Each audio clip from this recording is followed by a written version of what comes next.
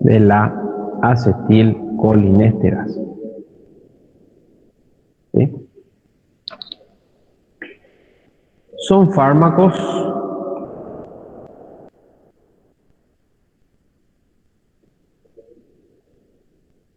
que inhiben la acetilcolinesterasa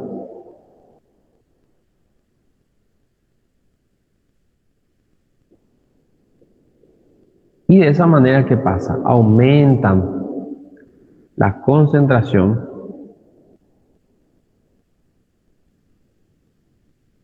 de la acetilcolina. ¿Sí?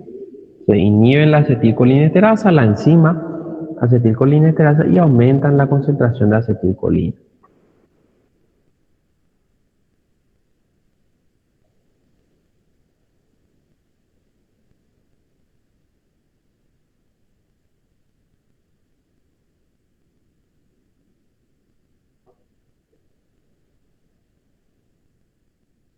¿Sí? Entonces, básicamente, si nosotros analizamos un poco los efectos que va a tener, va a aumentar el efecto del parasimpático. Los inhibidores de la acetilcolinesterasa también se suelen llamar agonistas colinérgicos de acción indirecta.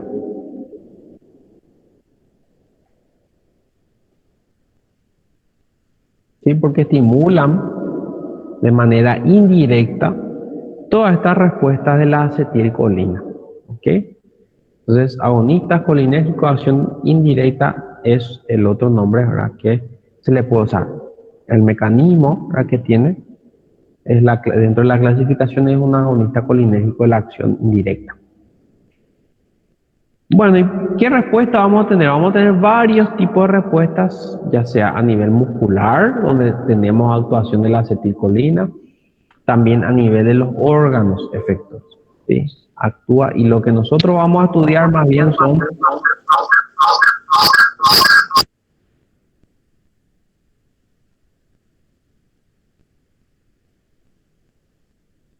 ¿Alguien tiene el micrófono encendido? Yo creo que ya apagaron.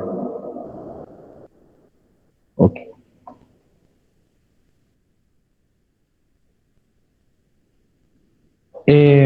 Los efectos predominantes se producen a nivel del músculo y a nivel de los órganos efectores.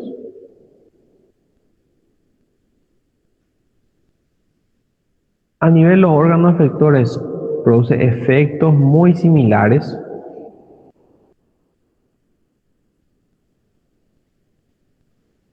a los agonistas muscarínicos.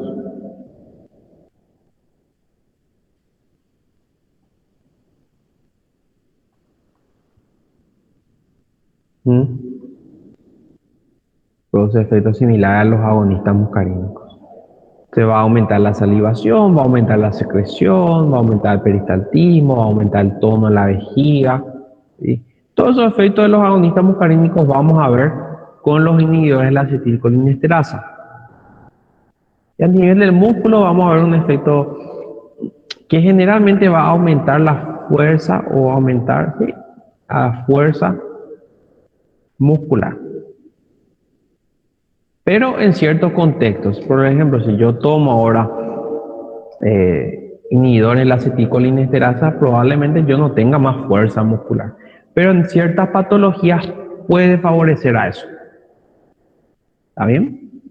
Y para eso quiero hablarles un poco de una patología. Vamos a hablar primero de nuevo de la conducción muscular, ¿sí? Tenemos la neurona,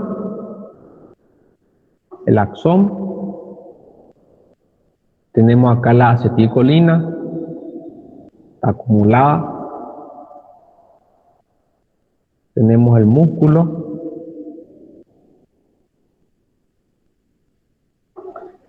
en el músculo tenemos receptores,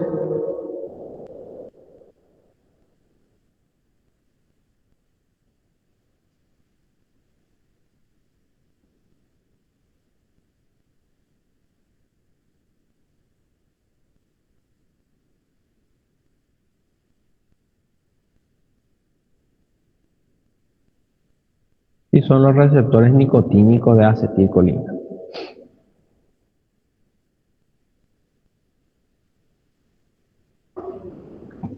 Y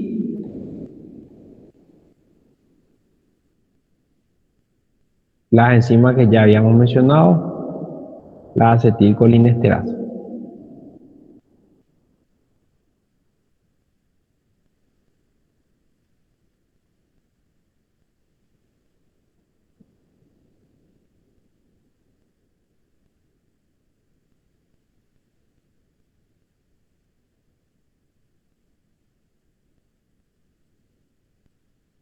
Estas son las acetilcolinesterasas.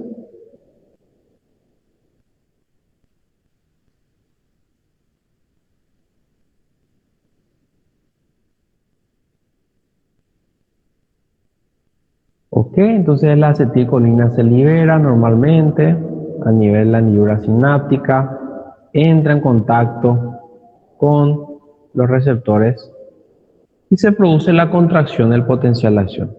Inmediatamente después de esto, nuestra acetilcolinesterasa empieza a destruir la acetilcolina. Ese es su trabajo. ¿Sí? Destruye y de nuevo tenemos un músculo que está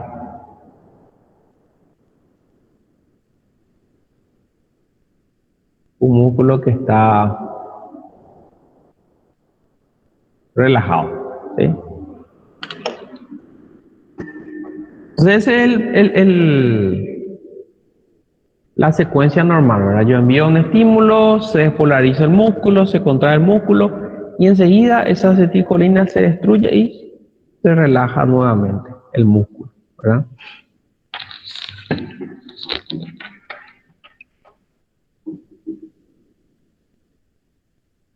¿Entendimos eso?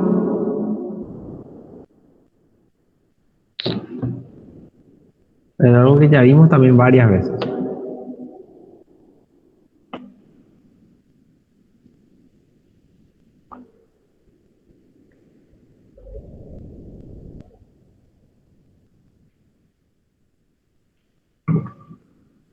Bueno, ¿conocen ustedes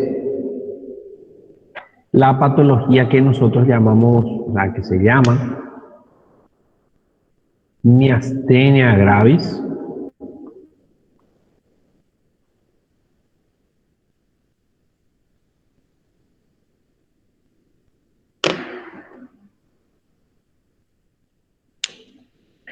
¿Conocen la miastenia gravis? ¿Conocen esa patología?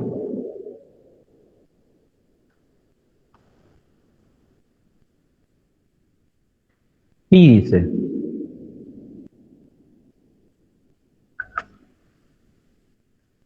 bueno, esta es una patología neuromuscular, ¿sí? Es una patología neuromuscular que se caracteriza por debilidad muscular. Una patología neuromuscular que se caracteriza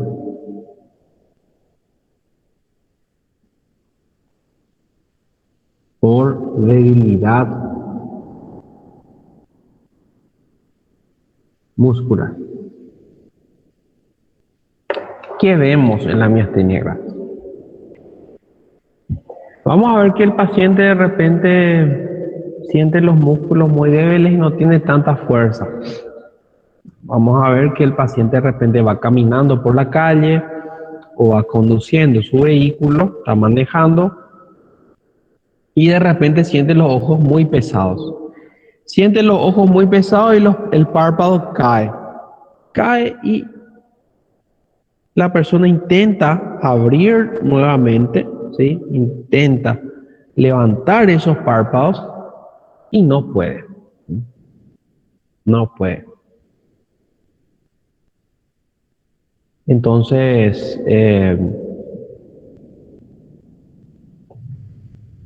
vamos a tener esos episodios donde de repente cierta fuerza muscular y un músculo no responde a nuestras señales, ¿verdad?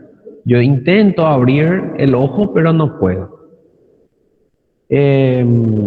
Normalmente, y la mayoría de las veces, suele centrarse solamente en los párpados, pero hay pacientes que tienen cuadros más graves y pueden inclusive tener debilidad en el diafragma, que es lo que les dificulta respirar. Se puede ser bastante más grave. ¿Ok? ¿Y por qué se produce esta miastenia gravis? La miastenia gravis se produce debido a que el cuerpo tiene una reacción de hipersensibilidad tipo 2 y se producen unos anticuerpos. Acá voy a colocar, son anticuerpos.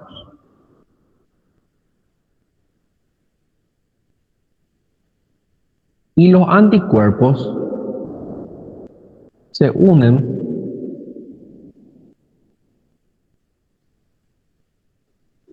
¿sí?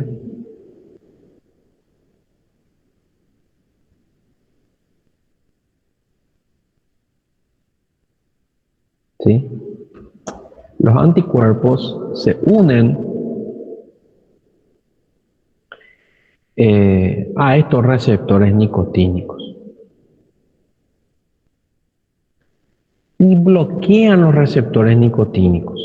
Y no solamente bloquean, muchas veces destruyen, producen la destrucción de los receptores nicotínicos. Entonces, ¿qué pasa? De repente, el paciente envía un estímulo al músculo, se produce la liberación de la acetilcolina, pero la acetilcolina no puede entrar en contacto con el receptor. ¿Por qué? Porque el receptor está siendo bloqueado por un anticuerpo. Entonces se libera acetilcolina, pero la acetilcolina no entra en contacto con el receptor nicotínico. Por eso es que el paciente empieza a sentir que el músculo no le responde, o solamente una porción del músculo le responde, no tiene tanta fuerza. Debido a eso se produce esa debilidad. ¿Por qué? Porque hay anticuerpos que están bloqueando y muchas veces destruyen los receptores nicotínicos. Entonces yo envío un estímulo, ¿sí? No produce la contracción, o se produce una contracción muy leve, y rápidamente, como ustedes saben, esta acetilcolina se degrada, ¿verdad? La acetilcolinesterasa degrada de nuevo la acetilcolina. Podemos enviar otro impulso, se produce más liberación de acetilcolina, pero el músculo sigue sin responder y enseguida se termina degradando de nuevo toda la acetilcolina. ¿Ok? ¿Se entendió hasta acá?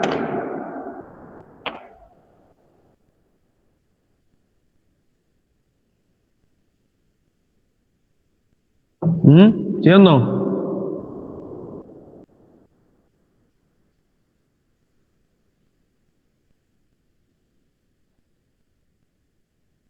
Bueno, ¿qué pasa? ¿Qué podemos hacer nosotros?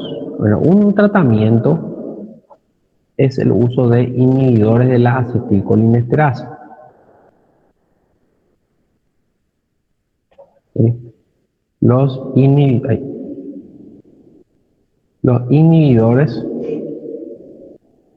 de la acetilcolinesterasa, o también se llaman anticolinesterásicos. ¿Qué hacen los anticolinesterásicos? Bloquean la acetilcolinesterasa.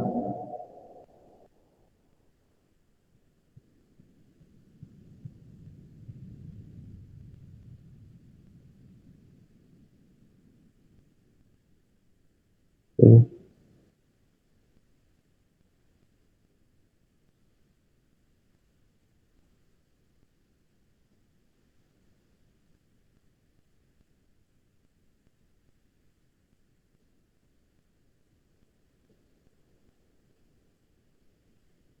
¿Sí? Se bloquea la acetilcolinesterasa. ¿Y qué pasa así? El paciente luego envía otra vez un estímulo, el músculo no responde porque no hay contacto, no hay contacto con la acetilcolina. Pero ahora ya la la acetilcolinesterasa está bloqueada. Entonces, el paciente sigue enviando estímulos. Se acumula acetilcolina. El paciente sigue enviando estímulos. Se acumula más acetilcolina. ¿Sí? Y llega un momento en donde la acetilcolina está tan acumulada que puede entrar en contacto con otros receptores que están un poco más alejados.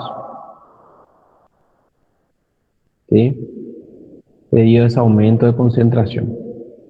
Entonces, eso hace que el músculo responda un poco mejor que lo que permite, ¿verdad?, esta enfermedad. Entonces, ese aumento de la concentración de la acetilcolina debido a los inhibidores de la acetilcolinesterasa hace que el músculo, ¿verdad?, responda un poco más, que tenga un poco más de fuerza, porque recuerden, ese músculo está debilitado. ¿Ok? Entonces, de esa manera actúan los inhibidores de la acetilcolinesterasa, ¿verdad? Acá ya citamos algunos, tenemos la neostigmina, tenemos el edrofonio, tenemos la fisostigmina, tenemos la piridostigmina, tenemos el dronepecilo y tenemos también otros más. Entonces lo que hacen es aumentar la concentración de la acetilcolina para darle un poco más de fuerza al músculo. Eso en la miastenia gravis. Lógicamente, una cosa es tratar ese problema puntual, la falta de fuerza en ese momento, pero ese paciente necesita, sí o sí, tratar la parte inmune, tratar el sistema inmune, disminuir la cantidad de anticuerpos, disminuir las reacciones, la producción de anticuerpos y necesita otro tratamiento también, además de eso. Pero los inhibidores de la acetilcolinesterasa favorecen a que ese músculo tenga todavía una función que mejore, ¿verdad?, esa contracción. Por eso que le dije que puede mejorar la fuerza. Pero si el músculo está normal, si nuestro músculo está funcional, no va a aumentar la fuerza, ¿verdad? Pero sí en pacientes que tienen miastenia gravis, que de repente no responden tan bien a los estímulos propios, sí podemos mejorar la transmisión. ¿Ok? ¿Se entendió?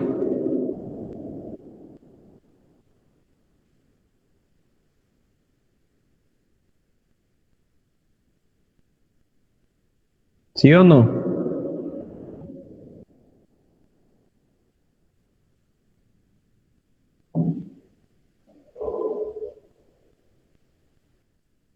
Bueno, entonces eso es el mecanismo de acción de los inhibidores de la acetilcolinesterasa en el músculo. Como le dije, también participan en otros tejidos, los órganos efectores, pero mencionamos acá la miastenia gravis porque es uno de sus usos principales. ¿Está bien? Bueno, vamos a tomarnos una pausa de 7 minutos. Vamos a volver a decirlo. Les voy acá a presentar la pantalla.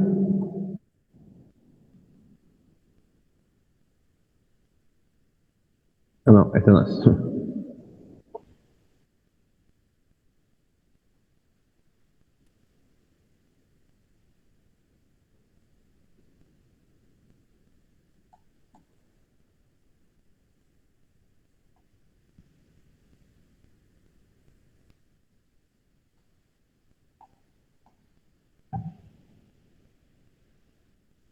Acá.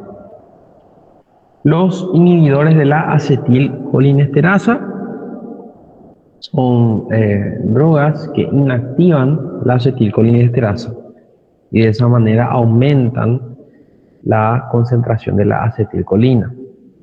No hace falta que ustedes sepan la estructura eh, química, o sea, la conformación y todo eso, sino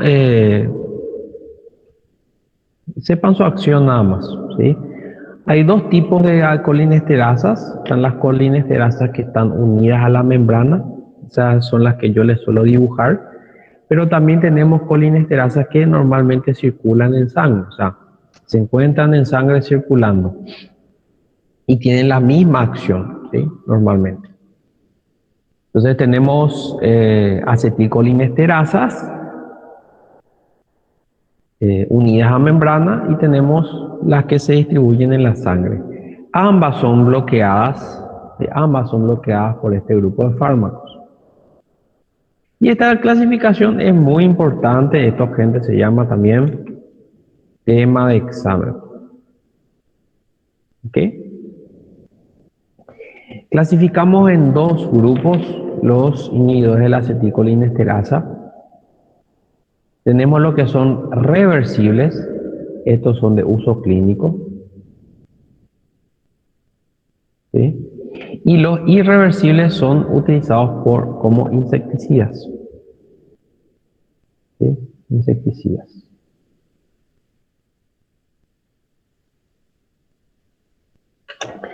¿Qué pasa? Los que vamos a usar nosotros en el día a día son los inhibidores reversibles. Estos irreversibles no, ¿verdad? Pero tienen importancia porque pueden generar intoxicaciones. ¿Ok? Bueno, vamos a hablar un poquito primero de los irreversibles, ¿verdad? Después vamos a dar un poco más de énfasis ya posterior, pero en general esto cobra mayor importancia cuando ustedes van a desarrollar toxicología, ¿eh? Cuando vean toxicología van a aprender mejor esto. Es el mismo mecanismo, ¿sí? Tanto los reversibles como los irreversibles tienen el mismo mecanismo. Se unen a la acetilcolinesterasa y bloquean la acetilcolinesterasa. ¿Está bien? Los irreversibles tienen una unión más intensa, ¿sí? Se unen a la acetilcolinesterasa de una manera irreversible. Es decir, tiene una unión muy estable, covalente, y nunca más se separa de esa enzima. Está la acetilcolinesterasa, está el inhibidor, y se quedan ya ahí para toda la vida. Eso no quiere decir que toda la vida ese paciente va a tener la acetilcolinesterasa por él, ¿verdad? Estas enzimas se van destruyendo, ¿verdad? Todo esto se va renovando. Nuestras acetilcolinesterasas se renuevan. Nosotros destruimos nuestras propias acetilcolinesterasas y también producimos nuevas acetilcolinesterasas. Entonces es un proceso dinámico, se destruye y se vuelve a crear otro. ¿Ok? Los insecticidas que tienen ese tipo de uniones que son irreversibles, ¿verdad? Tienen una unión muy estable, se unen a la acetilcolinesterasa y ya no se separan. O sea, todo el tiempo ya queda ahí la acetilcolinesterasa con esa enzima, hasta que esa acetilcolinesterasa se destruya y se vuelva a producir una nueva. Eso hace que el efecto sea mucho más duradero, ¿verdad? Dura horas, días, puede durar, hasta que se revierta totalmente la inhibición. ¿Okay? Por eso es que no nos gusta y por eso es que no se usa en la clínica. Porque difícilmente vamos a controlar su acción y difícilmente vamos a revertir su acción. Entonces, esto se suele utilizar más bien,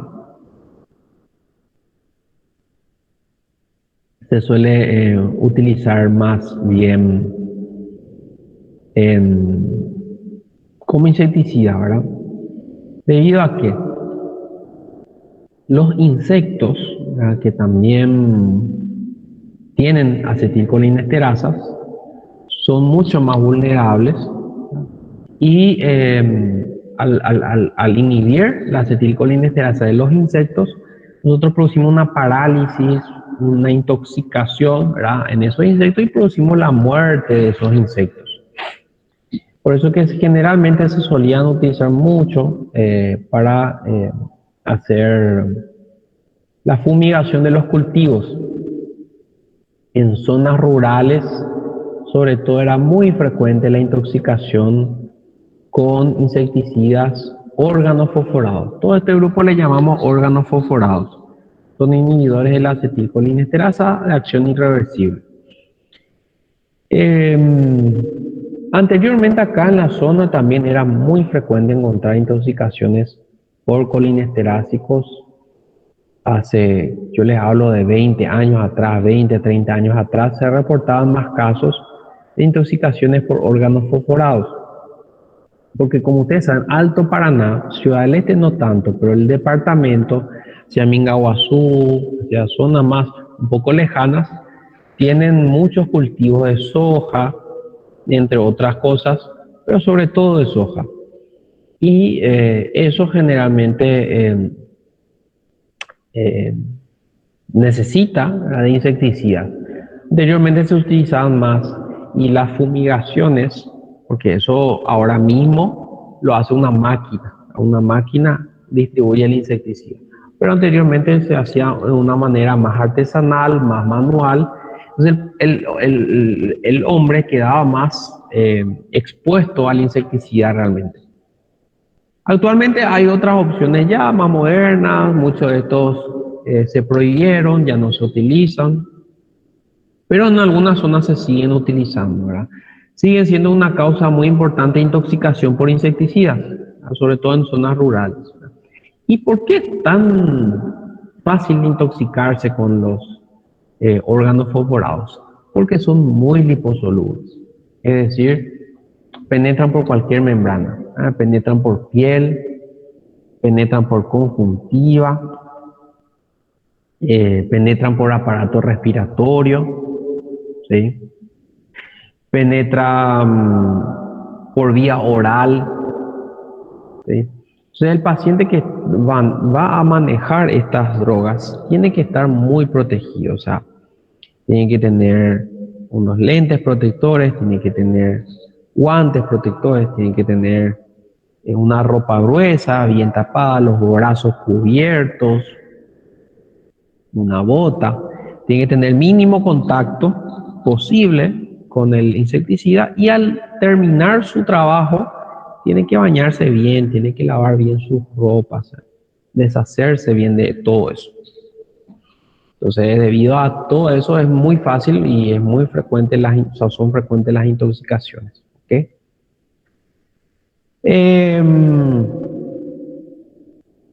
¿Qué más? ¿Qué más? ¿Qué más? También se suelen utilizar bastante, o anteriormente, lógicamente que no todos los días hay ataques terroristas, pero fue y llegó a ser en varias ocasiones utilizado para ataques terroristas, ¿no? Para atentados.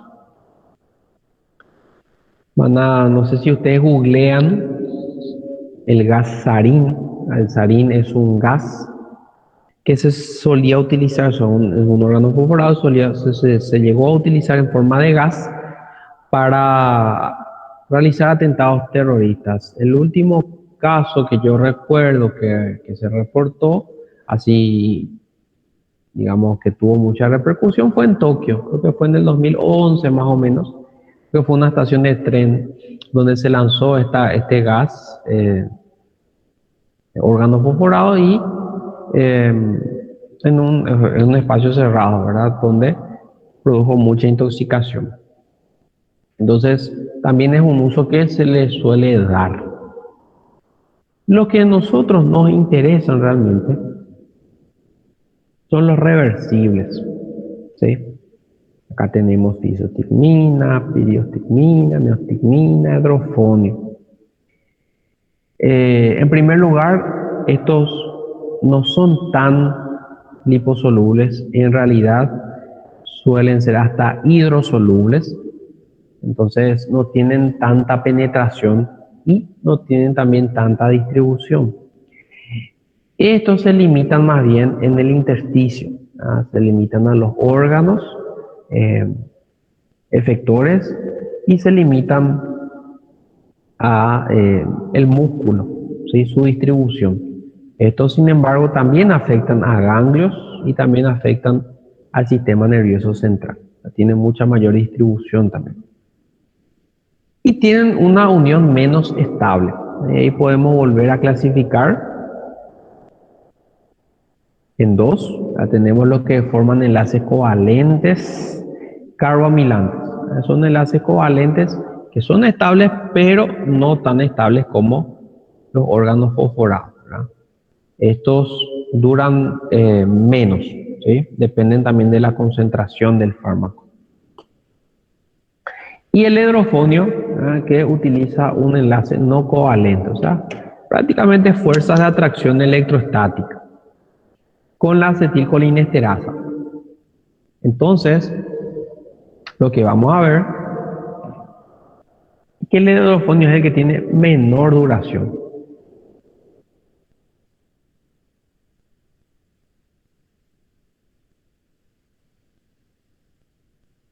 ¿Sí? El que tiene menor duración. Dura muy poco. El hidrofonio prácticamente se utiliza para diagnóstico, o sea, como método diagnóstico. Hay una prueba que se llama prueba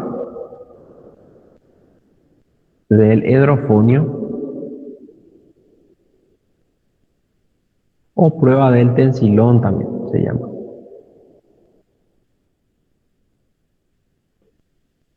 Tensilón es el nombre comercial del hidrofonio. Entonces, ¿qué pasa? Administramos hidrofonio, dura pocos minutos su acción, pero nos puede ayudar, por ejemplo, para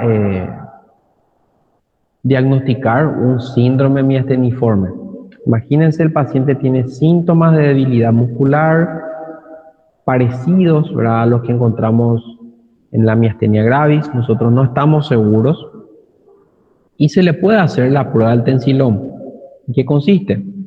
Nosotros buscamos métodos para cansar ese músculo, para que ese músculo se canse. Generalmente son estímulos eléctricos a nivel del nervio. Llega un momento en donde se produce la debilidad muscular y en ese momento nosotros le damos hidrofonio a ese paciente. Se le administra hidrofonio. Si eso mejora la contracción, quiere decir que el paciente tiene algún problema ahí en la placa motora, ¿verdad? Tiene alguna lesión a nivel de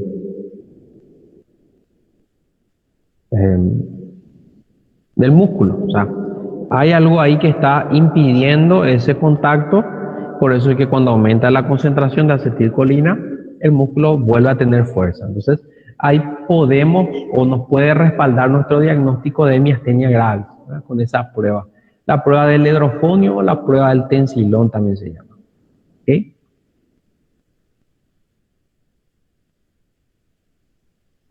Y no solamente miastenia gravis, existen otros trastornos que también son parecidos. ¿Okay? También el hidrofonio puede utilizarse, en general, cualquiera de estos pueden utilizarse para revertir un bloqueo neuromuscular. ¿Sí? Lo que habíamos visto, los antagonistas competitivos, ahí el atracurio, el pancuronio, mivacurio, tubacurarina, rocuronio, todo esto que actuaban de un mecanismo competitivo, decíamos nosotros que tenían antídoto, eran fármacos que aumentaban la concentración de la acetilcolina. Estos, gente, son los antídotos. A estos nosotros nos referimos. ¿Está bien? Entonces, el uso también que se le puede dar a estos medicamentos es revertir el bloqueo neuromuscular. Pero generalmente eso, la neostigmina y el hidrofonio son los más utilizados porque tienen una duración más corta. También se puede utilizar para intoxicaciones o tratar intoxicaciones por atropina. ¿Sí? ¿Se acuerdan? La atropina era un antagonista competitivo de los receptores muscarínicos. Producía taquicardia, broncodilatación, producía una disminución del peristaltismo, disminución de la secreción. Y hay veces que podía producir intoxicaciones cuando estaba en dosis muy altas. ¿Cómo podemos tratar la intoxicación? Como ustedes saben, es un mecanismo competitivo también el de la atropina. Entonces, ¿cómo nosotros podemos revertir eso? ¿Sí? Se puede revertir aumentando la concentración de acetilcolina. Entonces, ahí lo que hacemos es aumentar la concentración del otro para justamente que le gane a la atropina. Entonces, estos inhibidores de la acetilcolinesterasa se pueden utilizar para el tratamiento de intoxicaciones por atropina, ¿verdad? Es una opción. ¿Qué más? ¿Qué más? ¿Qué más? También, sobre todo la fisostigmina y la piridostigmina, se suelen utilizar en tratamiento de miastenia gravis.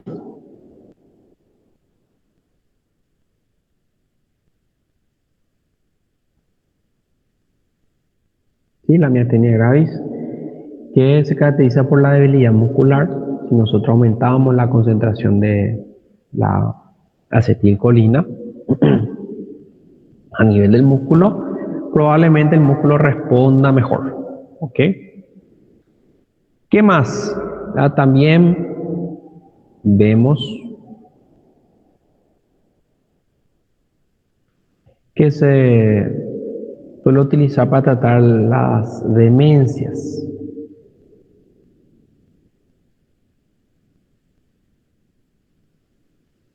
El Alzheimer. ¿Sí? Demencias, Alzheimer. Nosotros habíamos visto semestre pasado,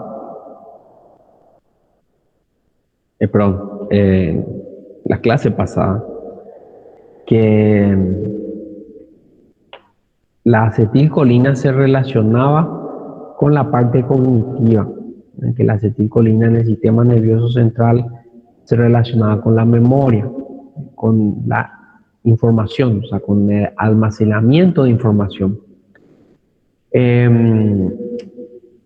Cuando nosotros utilizamos fármacos que aumentan la actividad de la acetilcolina a nivel central, se espera que la memoria mejore, que tengamos una mayor, o sea, mejor capacidad de almacenamiento de información. La verdad es esto que en personas sanas no se ve, no se ve ese efecto, digamos, significativo, pero en personas que tienen ya un trastorno degenerativo a nivel del sistema nervioso central, que tienen una disminución en la concentración de acetilcolina o tienen alguna enfermedad neurodegenerativa como las demencias, pérdida de memoria, ¿verdad? El Alzheimer. En estos casos, aumentar las concentraciones de acetilcolina podría ser beneficioso. Se vio que producen ciertos efectos, no son efectos muy significativos, o sea, no vamos a curar el Alzheimer con esto, pero se vieron algunos beneficios, ¿verdad? Y ahí su uso ya es a criterio de cada uno, dependiendo de cada paciente. No se ven así efectos importantísimos, pero se ve cierta mejoría en algunos parámetros. Entonces también se pueden utilizar, no estos, generalmente estos no penetran la barrera hematoencefálica, o sea, no van a tener acción central. Se suele utilizar mucho el dronepecil. Dronepecil.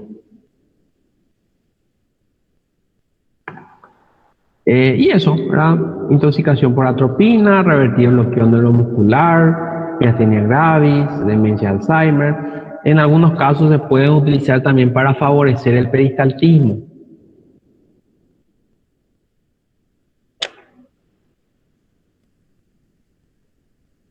Como aumenta la respuesta parasimpática, y como aumenta la concentración de acetilcolina y aumenta el peristaltismo, vamos a ver que podrían favorecer al aumento del tránsito intestinal en personas que tienen algún problema funcional en el intestino, ¿verdad?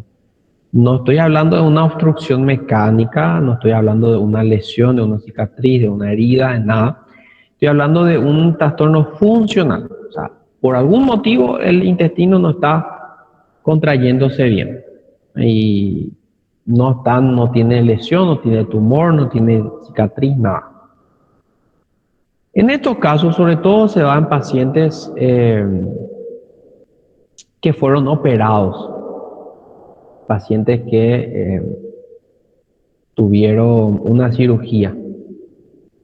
¿Sí? Entonces, en estos pacientes que fueron operados de manera reciente, salen del quirófano, tienen un intestino un poco más, que se contrae un poco más lento. No es un intestino tan funcional, su peristaltismo es muy lento. Pero eso se va recuperando con el tiempo, con los días, se recupera. Se recomienda para acelerar ese proceso después de una cirugía, se recomienda movilización precoz. El paciente se dé la vuelta, se mueva un poco, cuando pueda ya se levante, cuando pueda ya empieza a caminar. Todo eso acelera ese tránsito intestinal. Pero si vemos que no hay avance con la movilización precoz, si el paciente tiene una alteración del tránsito gastrointestinal, tiene una limitación del tránsito gastrointestinal, nosotros podemos potenciar eso, ¿verdad?, con inhibidores de la acetilcolinesterasa.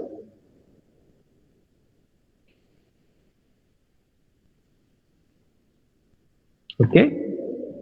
Entonces, estimulamos receptores muscarínicos, ¿verdad? Estimulamos receptores del músculo, nicotínicos del músculo, y en fármacos que tienen una buena penetración, ¿verdad?, como por ejemplo los órganos fosforados, que tienen muy buena distribución, muy buena penetración en el sistema nervioso central y también llegan a nivel de los ganglios. También vamos a tener una estimulación de los ganglios y una estimulación del sistema nervioso central. Pero lógicamente, si eso se prolonga por mucho tiempo, se sigue una depresión, ¿verdad? Una depresión, bloqueo.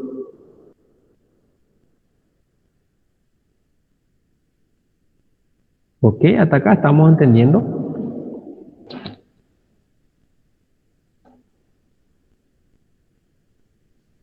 ¿Sí o no? Nadie dice que sí. Ricardo levantó la mano, dice.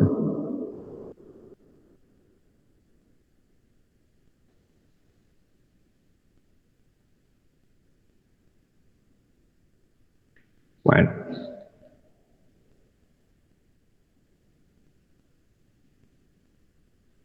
Y ahora vamos a hablar de algunas características farmacológicas generales, los efectos que van a producir. Como le dije, aumenta la acetilcolina, entonces quiere decir que potencian el parasimpático.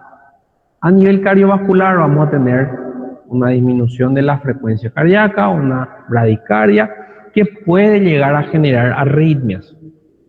Esto puede llegar a generarme una bradiarritmia, un bloqueo, una bradicardia intensa, como efecto adverso. A nivel pulmonar, dijimos, ¿verdad?, que un aumento de la acetilcolina produce un aumento de la secreción, produce una broncoconstricción, broncoespasmo. A nivel cerebral puede producir una excitación difusa, pero es más inespecífico. A nivel gastrointestinal hay un aumento del peristaltismo, hay un aumento de la secreción de las glándulas. A nivel genitourinario hay un aumento del tono vesical y a nivel oftálmico hay una mayor contracción de la pupila, o sea, miosis. ¿sí? Miosis. Y también recuerden, el parasimpático, al aumentar la acetilcolina, favorece también, en cierto modo, el drenaje del humor acuoso. ¿Ok? La neostigmina, vamos a empezar hablando un poco de la neostigmina. Si ustedes se fijan acá en su estructura química, tiene un grupo amino cuaternario. Eso quiere decir que tiene una carga positiva, neta. De un extremo tenemos esto y en el otro extremo tenemos nitrógeno, oxígeno. Estos son más electronegativos, ¿verdad? El grupo amino terciario no tiene la carga positiva del cuaternario, esto sí tiene carga positiva. Entonces, esto queda como una estructura polar, ¿sí? Una estructura polar. O sea, esto es hidrosoluble. ¿Qué quiere decir eso? Se absorbe poco por vía oral, prácticamente no se absorbe por vía oral, y se suele administrar principalmente por vía intravenosa, ¿sí? Se administra por vía intravenosa, no tiene una buena distribución, solamente se distribuye en sangre y en el intersticio. De esa manera solamente va a afectar a los órganos efectores y va a afectar al músculo, no afecta nada a nivel central. Y rápidamente se metaboliza por las esterasas plasmáticas, son unas enzimas que se encuentran en la sangre y luego se eliminan por la orina.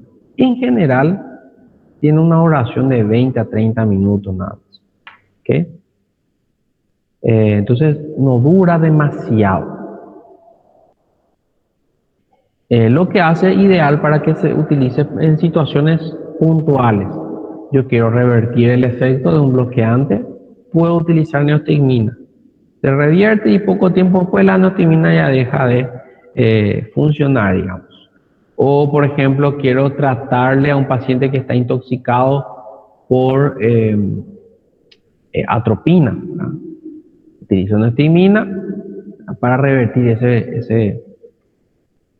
O, por ejemplo, paciente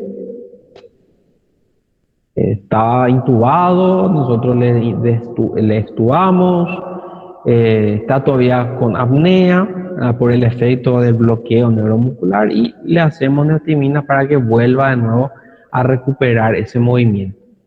Entonces, se puede utilizar en estas situaciones sobre todo. No se suele utilizar tanto en la miastenia gravis debido a que dura poco, ¿verdad? Y dificulta un poco también la administración por vía oral. Entonces, por eso no se suele utilizar.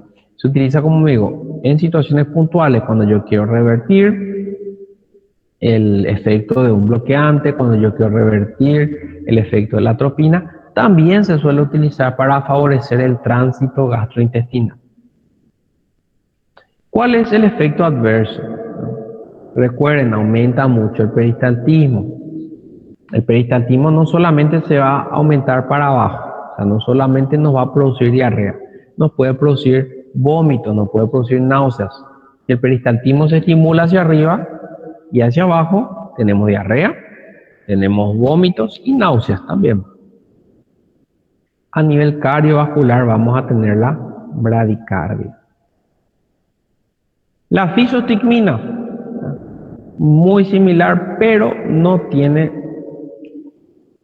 grupos aminos cuaternarios, ¿no? No tiene acá la carga positiva de los grupos aminos, entonces es un fármaco intermedio, ¿verdad? Tampoco es muy apolar, pero no es un fármaco muy hidrosoluble tampoco, ¿verdad?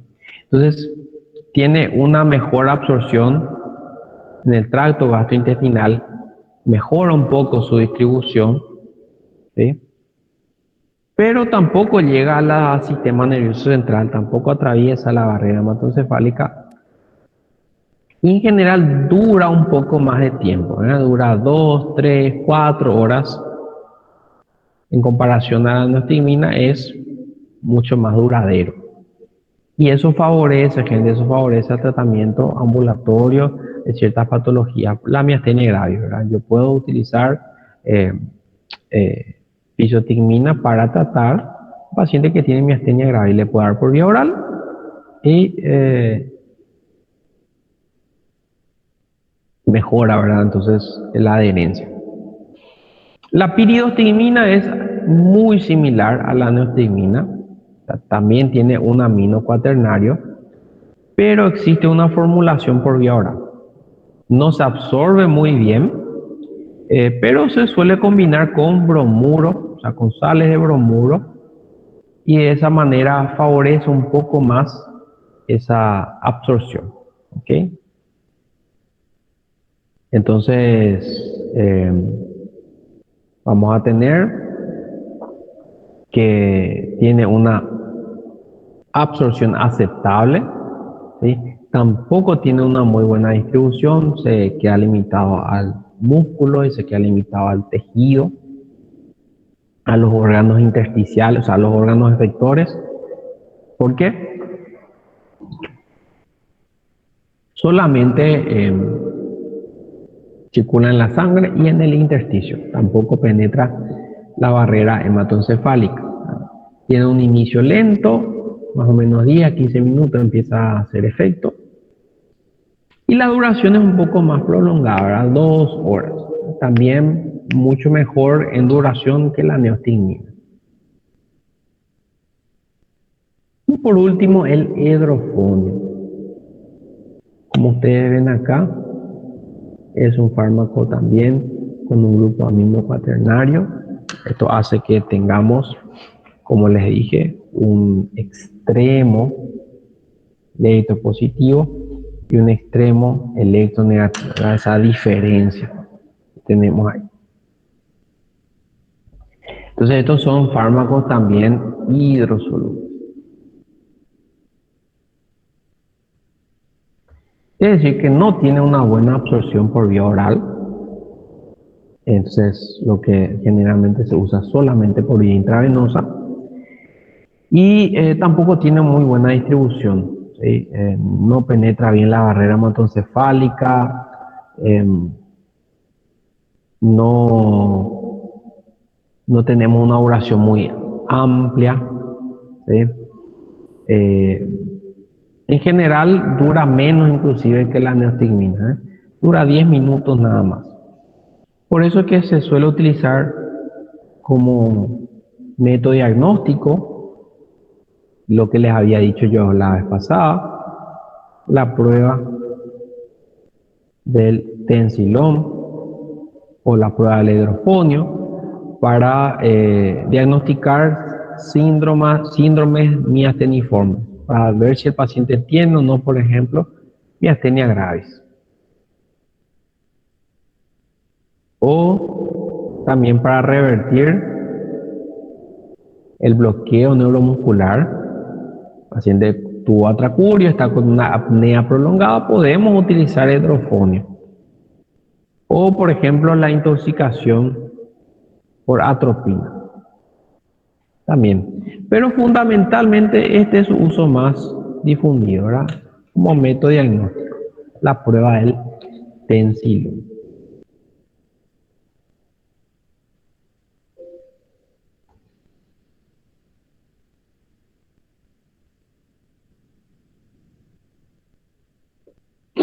¿Entendimos hasta ahora?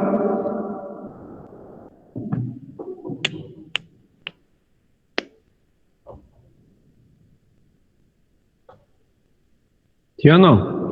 Sí, dice Fabio.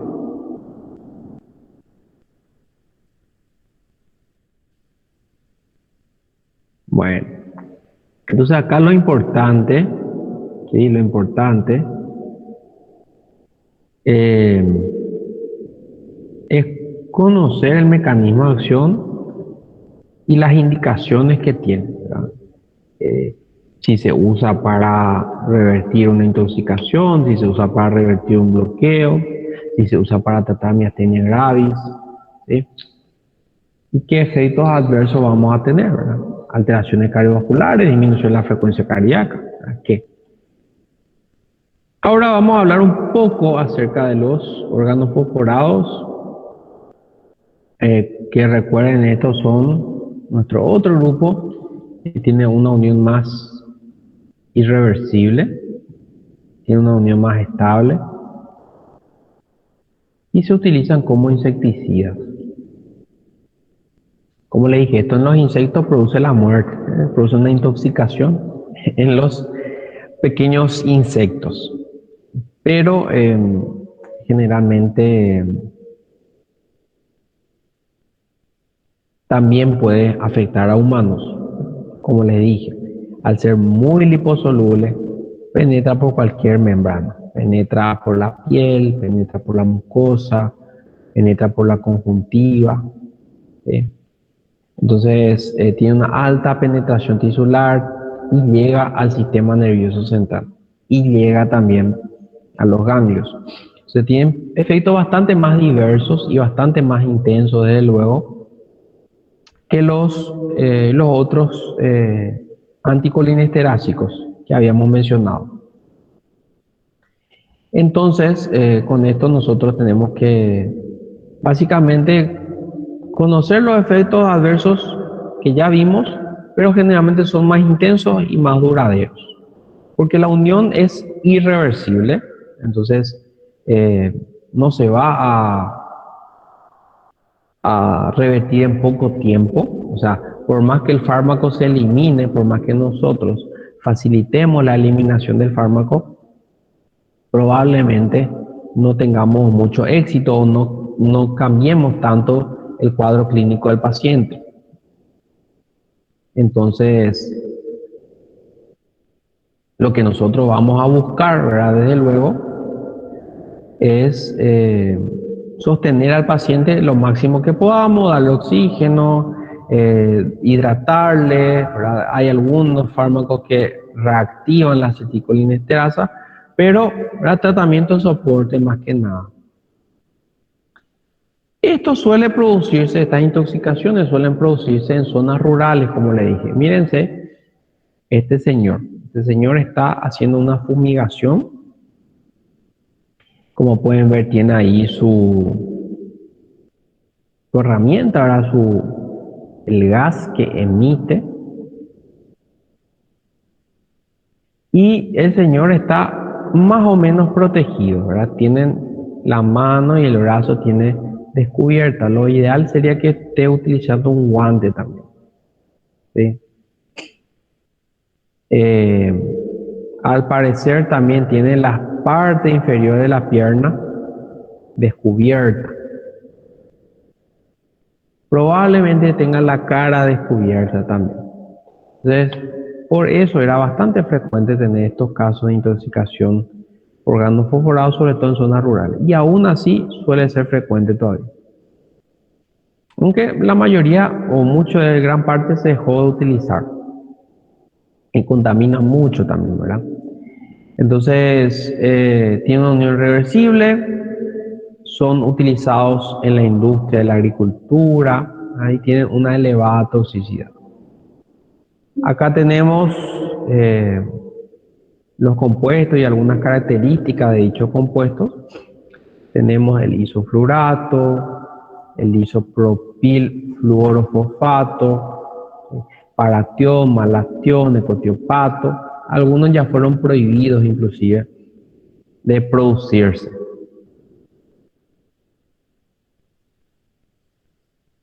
¿Y qué tienen que recordar ustedes cuando escuchan intoxicación por órganos fosforados?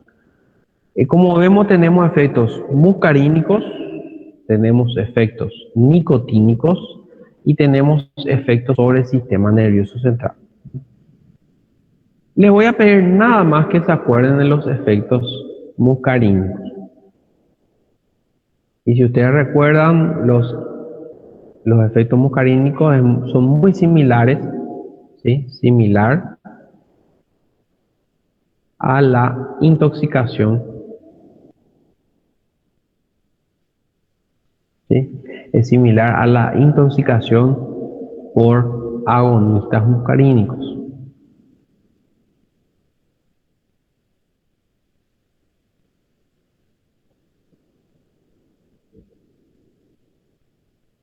Piensen en un paciente mojado.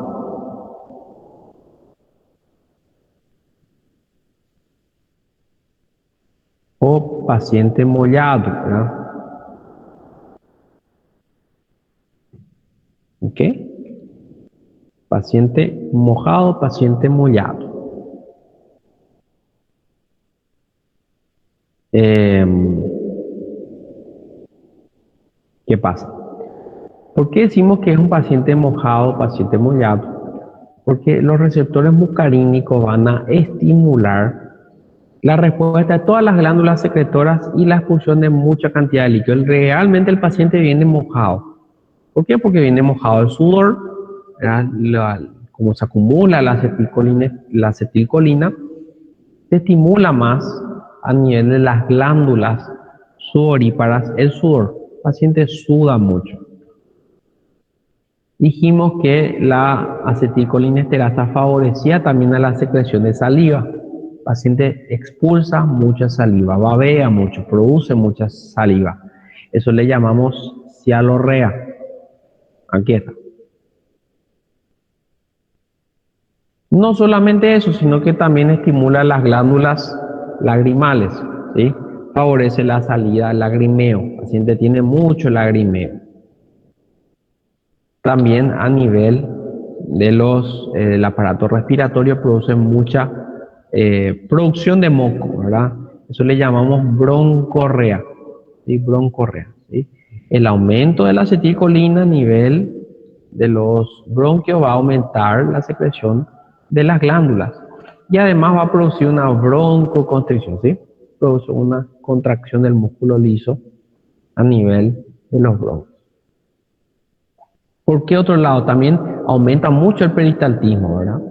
Aumenta mucho el peristaltismo y eso puede producir diarrea, ¿sí? Una eliminación de líquido por el ano. Y ese peristaltismo muchas veces y generalmente en intoxicaciones se produce de manera descoordinada. No es más unidireccional, se vuelve bidireccional. Es por eso que puede irritar partes superiores del intestino superior y producir náuseas, producir vómitos. Además, ese aumento del peristaltismo produce cólicos a nivel intestinal, ¿verdad? Además de eso, sabemos que un aumento muy acentuado de la acetilcolina puede producir una vasodilatación muy intensa y producir hipotensión arterial. Vamos a tener miosis, le examinamos el ojo y el ojo va a estar contraído, o sea, la pupila va a estar contraída. Entonces, principalmente recuérdense de los efectos muscarínicos. Estos efectos muscarínicos disminuyen si se utiliza atropina. Entonces, la atropina se puede utilizar para disminuir estos efectos muscarínicos. ¿Okay?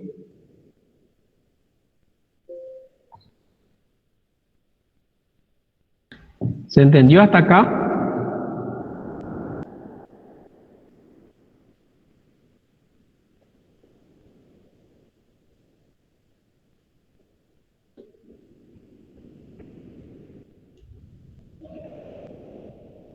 Bueno.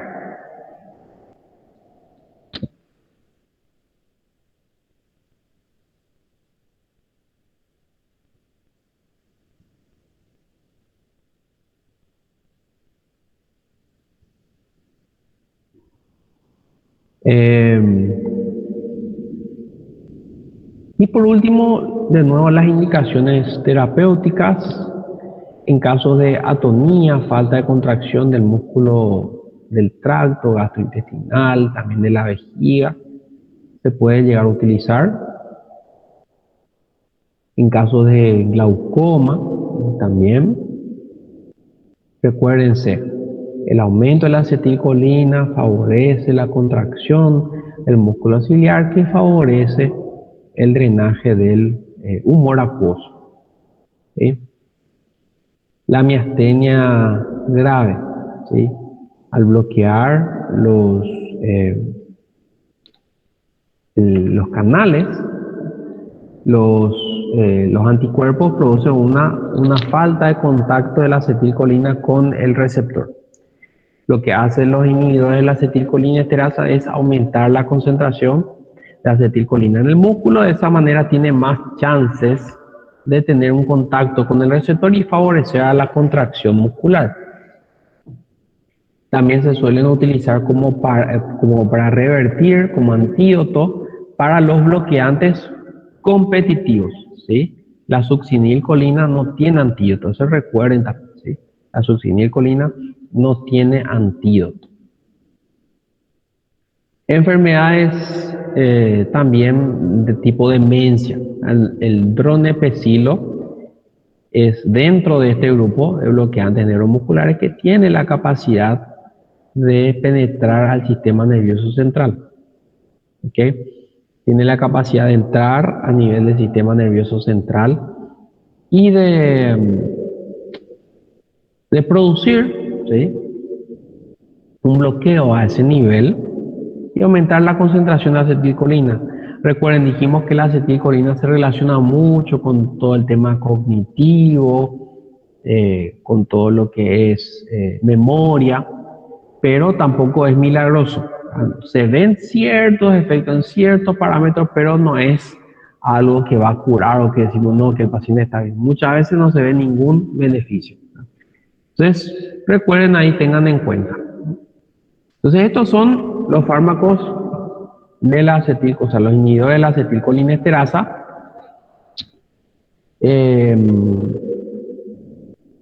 Vamos a ver que con esto nosotros ya terminamos la unidad 5, ¿sí? Esto era la unidad 5, entonces recuerden, agonistas, antagonistas, colinérgicos, tenemos los bloqueantes neuromusculares, tenemos los inhibidores de la acetilcolinesterasa. Con eso nosotros terminamos la unidad 5.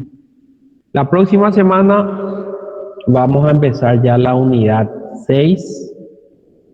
Ya es una unidad ya la penúltima. Vamos a hablar del sistema adrenérgico y el sistema nervioso adrenérgico, de qué hace la adrenalina, la noradrenalina, para qué se usa, ¿sí? Entonces yo les sugiero, les pido que vayan de nuevo viendo esa parte, que vayan estudiando lo que es receptor adrenérgico, dónde encontramos, qué acciones produce, si produce taquicardia, dónde produce vasodilatación, dónde produce vasoconstricción, produce midriasis, todo eso vayan viendo otra vez los receptores, todo eso vamos a volver a mencionar la próxima clase, pero ya de una manera más superficial. Entonces la próxima semana empezamos ya la unidad 5, ya en la penúltima ya estamos cerca de terminar, ¿ok? ¿Hay alguna duda? ¿Hay alguna pregunta?